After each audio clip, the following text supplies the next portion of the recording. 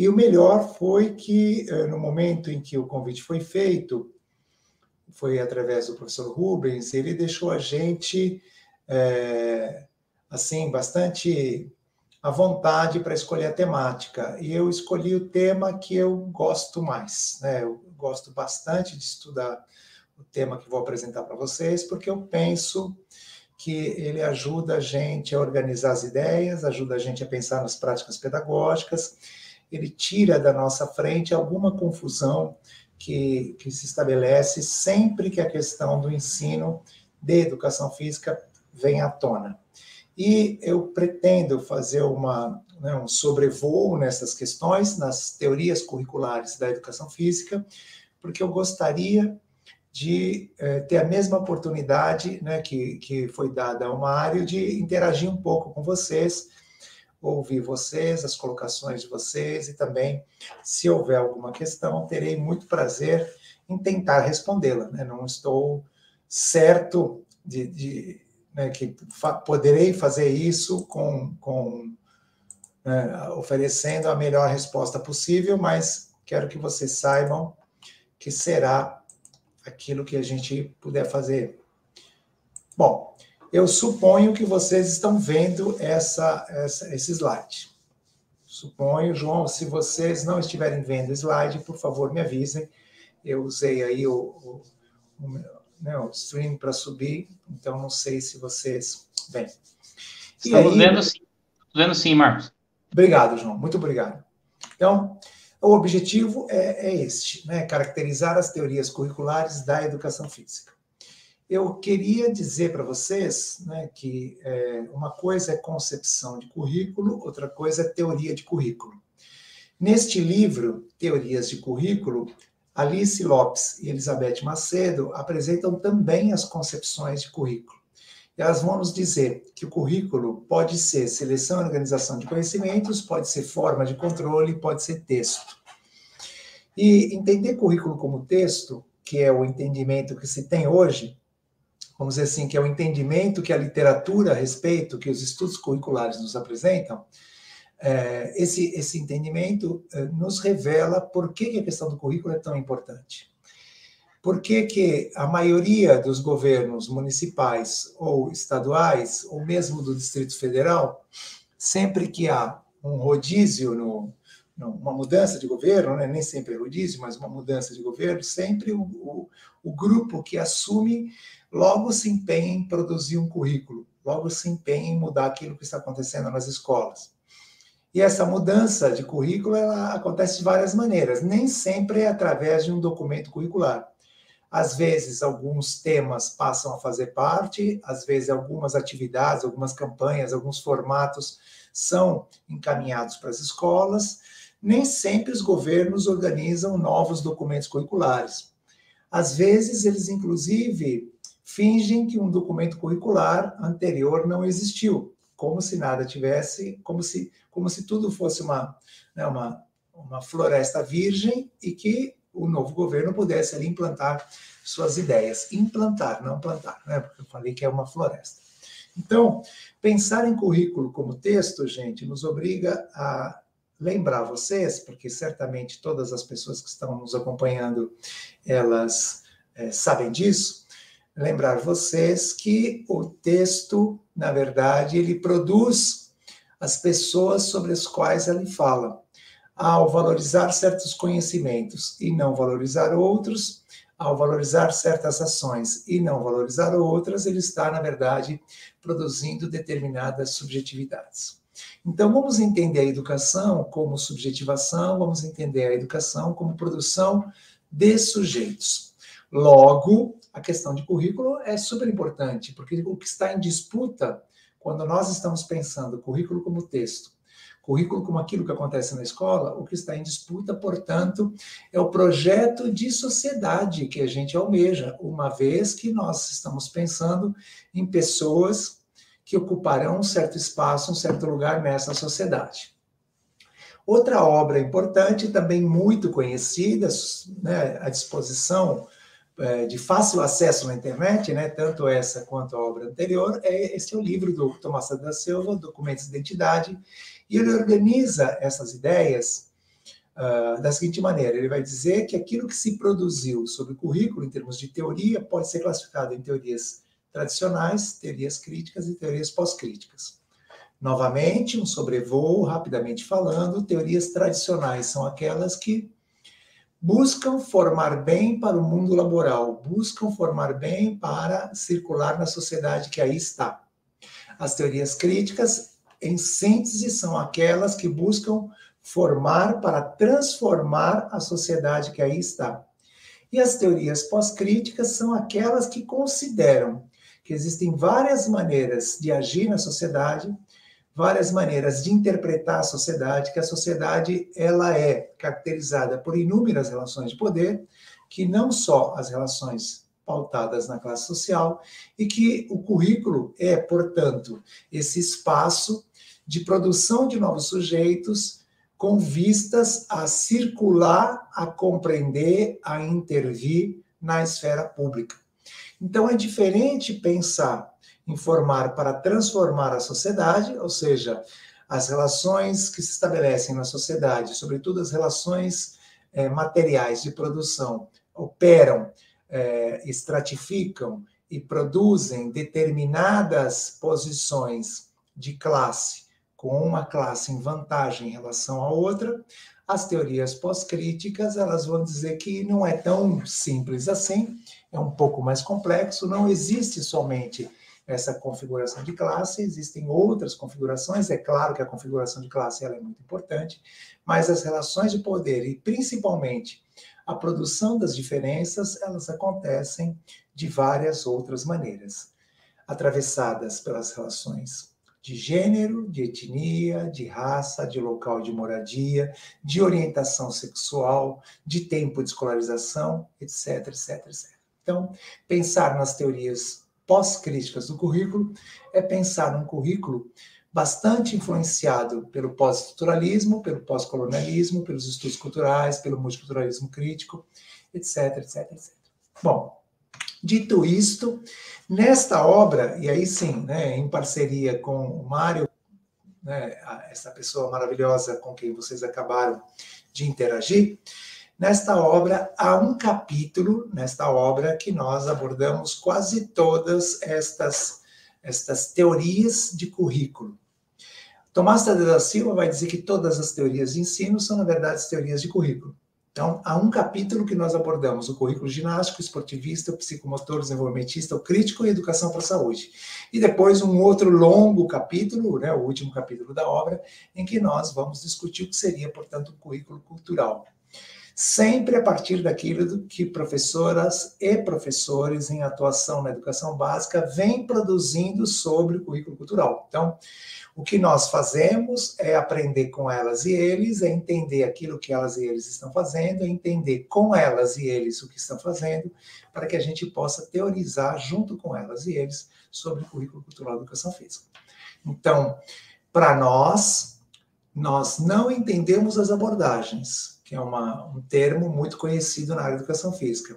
Nós preferimos currículo, porque entendemos que a perspectiva ginástica, esportivista, psicomotora, desenvolvimentista, crítica, educação para a saúde e cultural são formas de produzir sujeitos, são formas de teorizar sobre aquilo que será desenvolvido, como será desenvolvido e como será selecionado, aquilo que será trabalhado. Bom, dito isto, né, gente, eu falei que seria um sobrevoo, é uma conversa rápida. Dito isto, esta perspectiva curricular, o currículo ginástico, no nosso entendimento, ele tem como base conceitual a anatomofisiologia. No nosso entendimento, ele tem como objeto de estudo o exercício físico.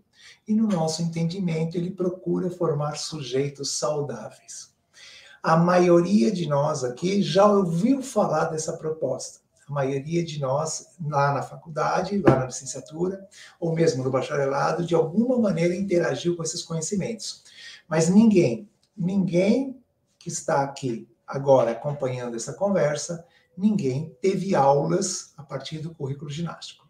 Então, as pesquisas no campo da historiografia da educação física situam a hegemonia dessa proposta até aproximadamente os anos 30 do século passado. Então, nós não tivemos contato com essa proposta na escola. Ela queria formar sujeitos, né, mulheres de uma determinada maneira, homens de outra maneira, mas sempre pessoas com uma reserva de energia suficiente para enfrentar o cotidiano difícil, para enfrentar o trabalho, para defender, né, o país, num caso de um conflito bélico, no caso de um combate. Então, obviamente, hoje nós estamos pensando a escola de uma outra maneira, estamos pensando também a educação física de uma outra maneira. Mas a maioria de nós aqui, e a depender da escola em que você estudou na educação básica, até bem recentemente, ou até mesmo nos dias atuais, se vê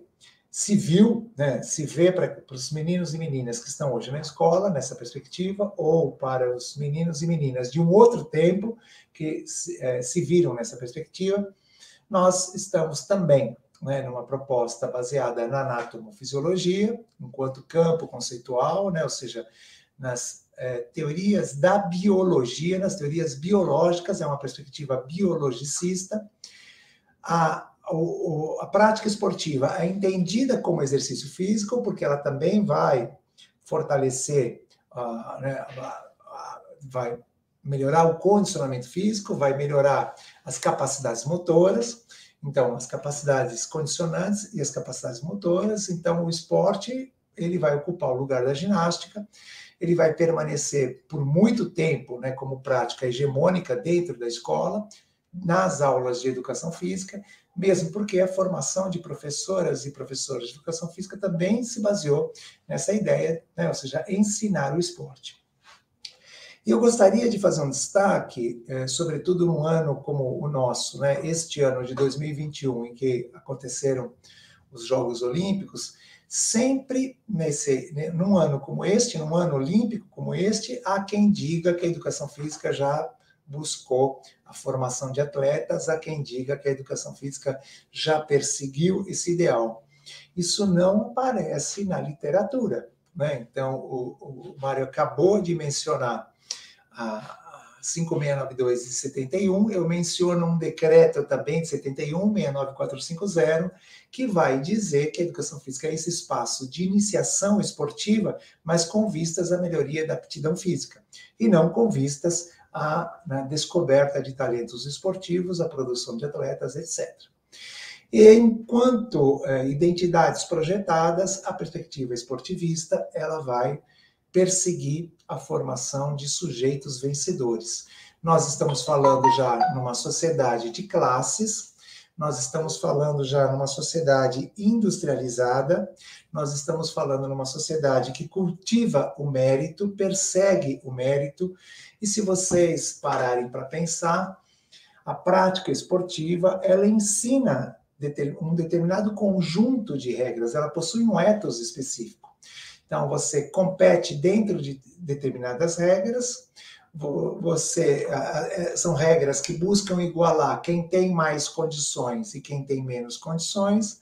Há um conjunto de valores que podem ser reduzidos, né? podem se combinar naquela ideia do fair play, né? Do jogo limpo, ou seja, há um funcionamento, há um ambiente no esporte que tem muito a ver com o capitalismo, né? Tem muito a ver com aqueles princípios da sociedade capitalista. Então, os valores e princípios da sociedade capitalista também são os valores e princípios da prática esportiva. Bom, mas nós já estamos aqui por volta dos anos 70 do século passado, estudos franceses vão nos dizer que sim, é possível atribuir uma conotação pedagógica ao trabalho com as práticas corporais, desde que esta conotação contribua não somente para a aptidão física, como já foi dito, mas contribua principalmente para o desenvolvimento dos domínios do comportamento humano, o domínio cognitivo, o afetivo social e o psicomotor. Então, o que nós temos desde os anos 70 é uma visão quase hegemônica que o trabalho na educação infantil, ou que o trabalho da educação física nos anos iniciais do ensino fundamental deve formar uma base psicomotora para as outras atividades exigidas pela escola ou mesmo fora da escola. Então, lateralidade, esquema corporal, estruturação espacial, orientação temporal, a noção de em cima, embaixo, dentro, fora, longe, perto, antes, durante, depois, ou seja, todas essas noções, todas essas funções psicomotoras acabam sendo alimentadas, formatadas, produzidas, elaboradas, amadurecidas através das práticas corporais, através de exercícios motores, através do movimento. Essa proposta, também chamada método psicocinético, também chamada educação pelo movimento, ela foi hegemônica durante muito tempo, ela está ainda bastante presente em muitas escolas.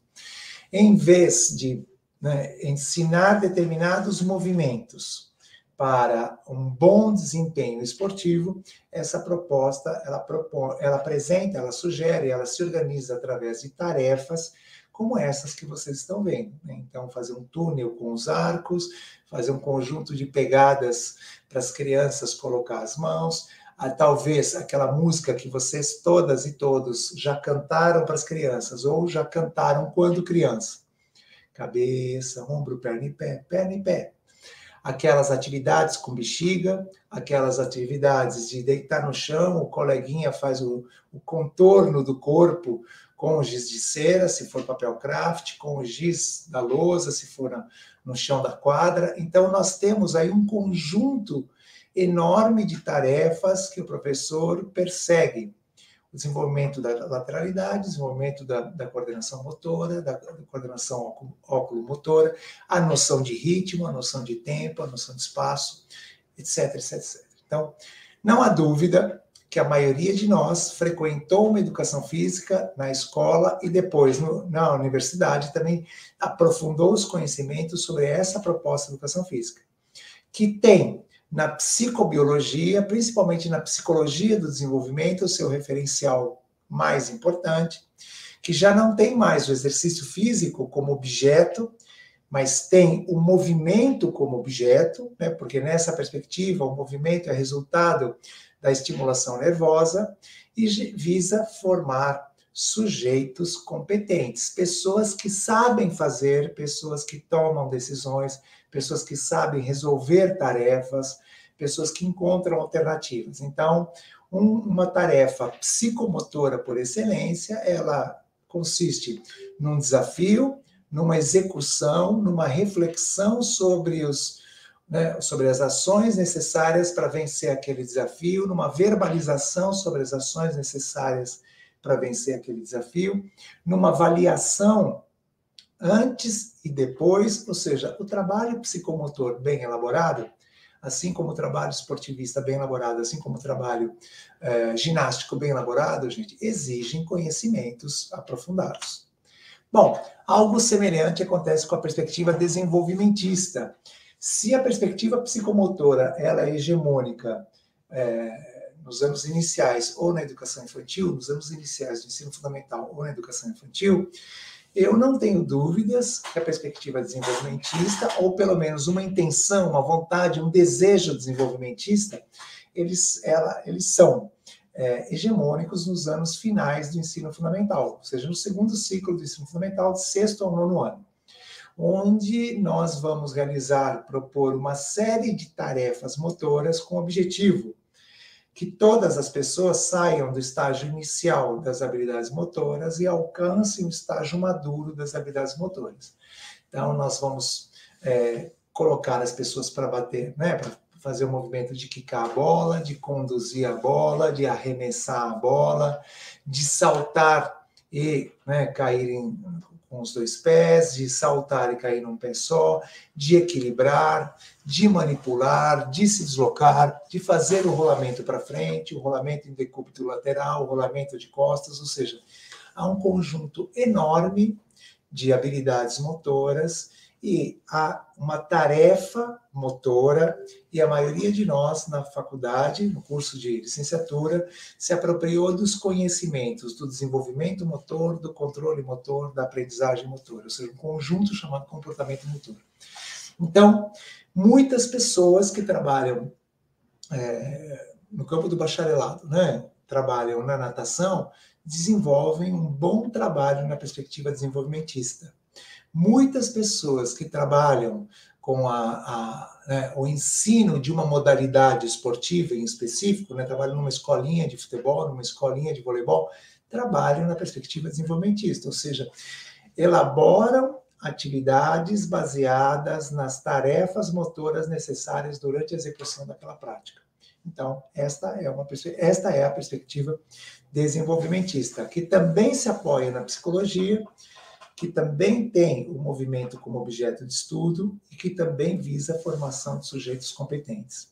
Se a proposta anterior, né, se a teoria curricular anterior, eu chamei de educação pelo movimento, esta teoria curricular, eu não, né, gente? A literatura chama de educação do movimento.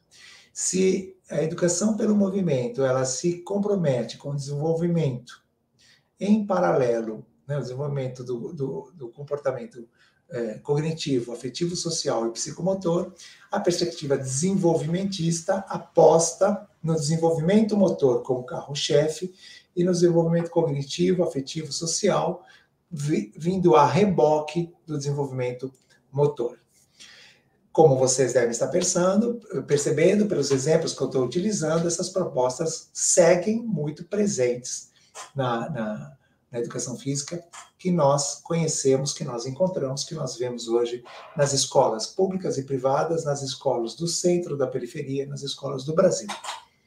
Esta perspectiva, ela vai ganhar muita força no finalzinho dos anos 90, sobretudo com a criação, a formatura das primeiras turmas do bacharelado em Educação Física, porque até então nós tínhamos somente a licenciatura em Educação Física, e este curso de bacharelado que aparece no Brasil após 1987, ele é um curso bastante forte nos conhecimentos da fisiologia do exercício, da biologia, da cineantropometria, da nutrição.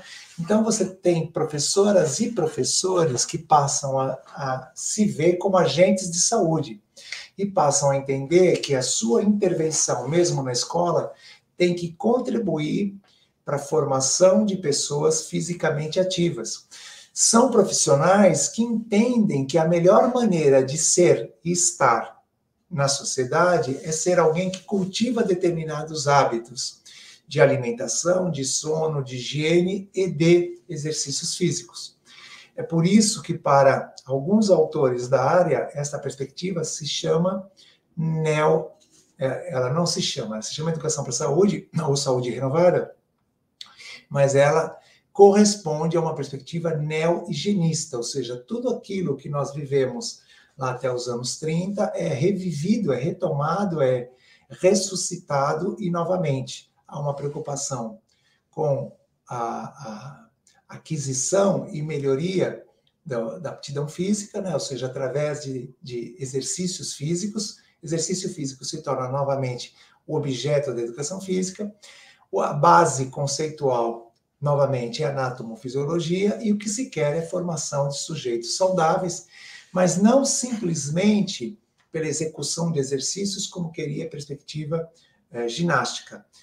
Principalmente pela transmissão de conhecimentos sobre a execução de exercícios. Conhecimento sobre os benefícios da atividade física para a saúde. Conhecimento sobre a nutrição.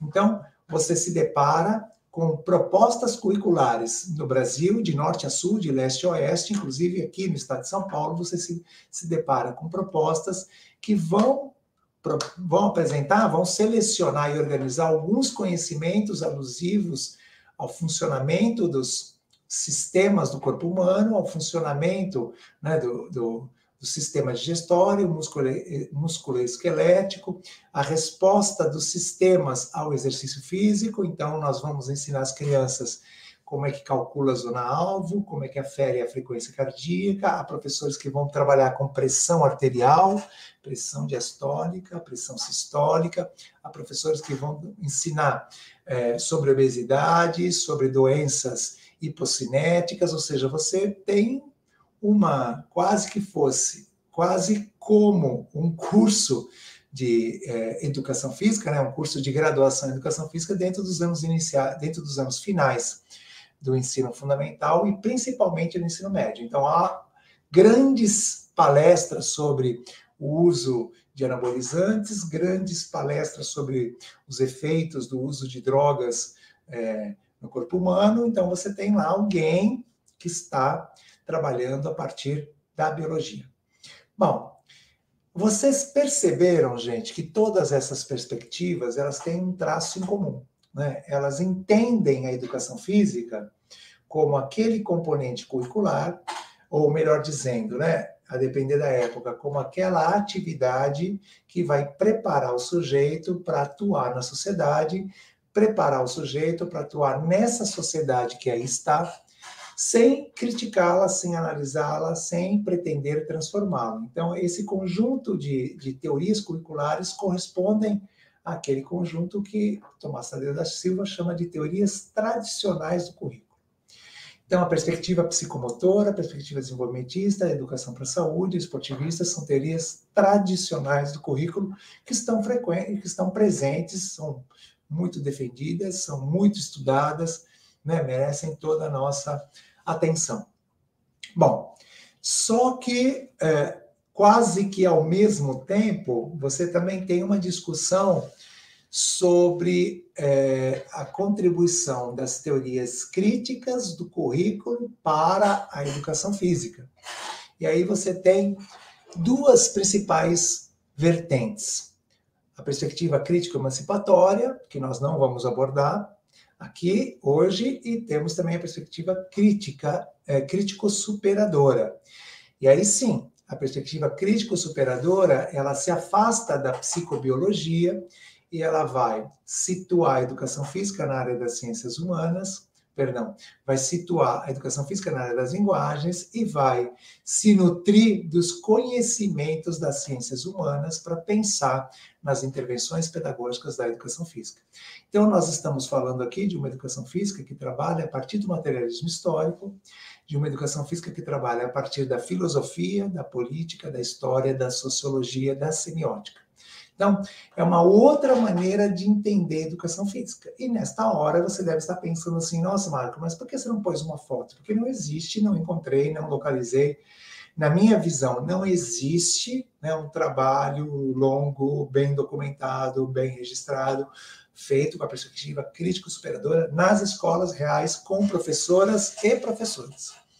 O que nós vemos é muitos professores e professoras dizendo que fazem isso.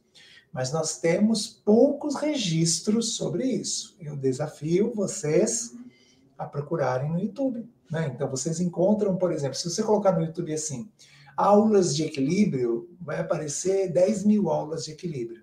Agora, se você coloca assim, perspectiva crítico-superadora, perspectiva ou currículo, ou educação física crítico-emancipatória, etc., aparece pouca coisa. Quando você assiste, você vê que não é, né?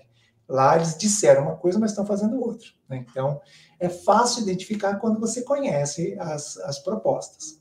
Então, nessa perspectiva crítica, o compromisso, como vocês viram, é a transformação da sociedade.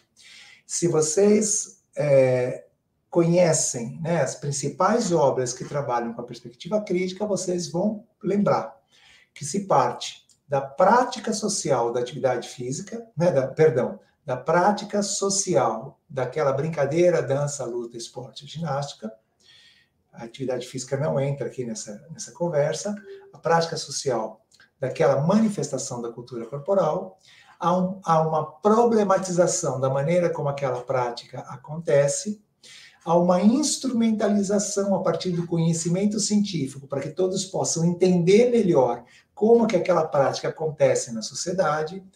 Há uma catarse, que é o encontro desses conhecimentos científicos com os conhecimentos das pessoas que praticam aquela manifestação, e há uma intervenção, ou seja, há uma devolução daquele conhecimento para aquela realidade de maneira mais qualificada, de maneira mais elaborada. Então, gente, hoje já está à disposição de todos nós uma produção sobre a metodologia da perspectiva crítica da educação física, já está à disposição.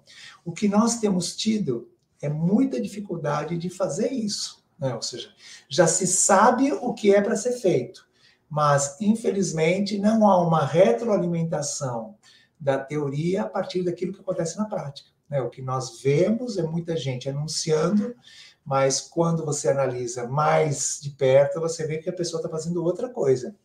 E mesmo as principais obras dessa perspectiva, elas são confusas quando elas vão olhar para a prática, né? Então, há um discurso muito bem elaborado, muito bem fundamentado no materialismo histórico, mas há um problema quando a gente vai pensar aquilo na prática. Bom, essa perspectiva crítica, né, o currículo crítico da educação física, ela define como objeto a cultura corporal de movimento, e a intenção é formar identidades emancipadas, se vocês quiserem, sujeitos emancipados, sujeitos conscientes, sujeitos autônomos, sujeitos livres, ou seja, como se fosse possível, hoje a gente está num outro lugar da produção de conhecimento sobre educação física, né, como se fosse possível libertar alguém, emancipar alguém, atribuir autonomia a alguém nos termos que nós estamos aí dizendo. E, finalmente, mais recentemente, você tem uma produção teórico-prática da perspectiva cultural da educação física, do currículo cultural, do currículo pós-crítico, como vocês quiserem. Então, você já tem aí um acúmulo de pesquisas, um acúmulo de práticas com essa perspectiva curricular. Esta é uma imagem. Na EMEI, a professora e as crianças estão tematizando brincadeiras africanas. As teorias pós-críticas, no caso aqui, o multiculturalismo crítico, os estudos culturais, estão inspirando a professora no desenvolvimento das suas atividades.